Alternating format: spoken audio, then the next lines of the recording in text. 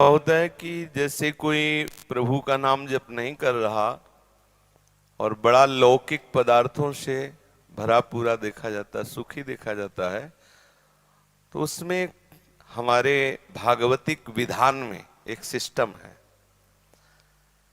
जो भगवत मार्ग से विमुख आचरण, पापाचरण, अधर्माचरण करता है और आपको सुखी नजर आ रहा हो तो उसके बहुत थोड़े पुण्य हैं।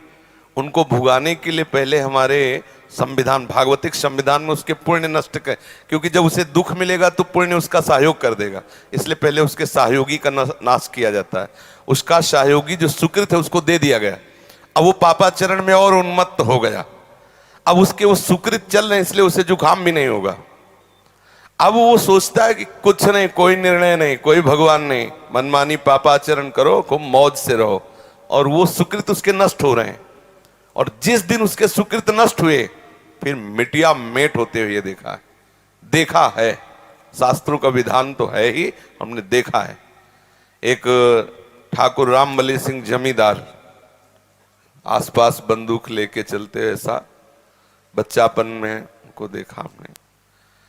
वो ऐसे मतलब अपने गर्भ में रहते थे कि किसी को कुछ नहीं मानते थे। एक गरीब ब्राह्मण था जिसकी उन्होंने संपत्ति का अपहरण किया, तो वो गया और हाथ जोड़ा कि लंबरदार, गांव में ठाकुर जमींदार को ऐसे प्यार भाषा में बोले, लंबरदार आप तो राजा हो, आप तो ठाकुर हो, आप तो जमींदार हो, गरीब ब्राह्मण हैं, उतने से ही परिवार चलता था, आप गालियां बके।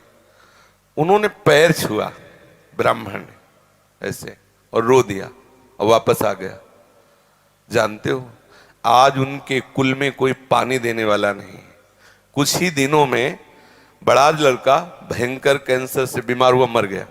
दूसरा दिमाग खराब हो गया, तीसरे की टांग टूट गई, चौथा लेबरी करके उनको जो खवाने वाला था पीलिया हो गई। और आप अफीम के इतने नशेबाज बन गए कि धीरे धीरे सब जहां उनके आगे पीछे बंदूक लेके चलते थे वहां मक्खी उड़ाने वाला कोई नहीं रहा, और एक पशु की तरह मरे जब कोई फेंकने वाला नहीं, ऐसी स्थिति।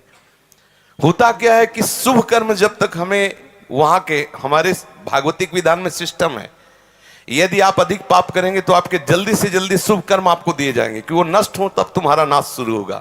और जब आप भागवतिक कार्य करते हैं तो देख लिया गया ना कि आप संभल रहे हो, तो आपको कोई बाधा ना पहुंचा सके, इसलिए आपके जो पाप कर्म हैं उनको फेंक दिया गया कि उधर से खाली करो। जो उसके शत्रु पक्ष के पाप कर्म जमा है उसको नष्ट करने के लिए उनको भेजो, क्योंकि इस समय धर्म निष्ठा में है, ये पचा जाएगा। तो उसके पाप कर्म आते हैं और धर्म में प्रबल होकर के उन पाप कर्मों को भोगता है, धर्मात्मा बन के चलता है। जिस दिन उसके पाप नष्ट हुए वो सुकृत और ये वर्तमान के सुकृत मिल गए, उस दिन जय हो जाती, उसकी कोई पराजय सजयती, त्रिभुवन में उसकी जय जयकार हो जाती। और उस पापात्मा का ऐसा नाश होता है, कोई पानी देने वाला नहीं मिलता। ऐसा नहीं है कि पापी पुरुष मौज से है और धर्मात्मा कष्ट से है, उसके रहस्य को नहीं जानती इसलिए तुम्हें ऐसा लगता है। समझ पा रही हो?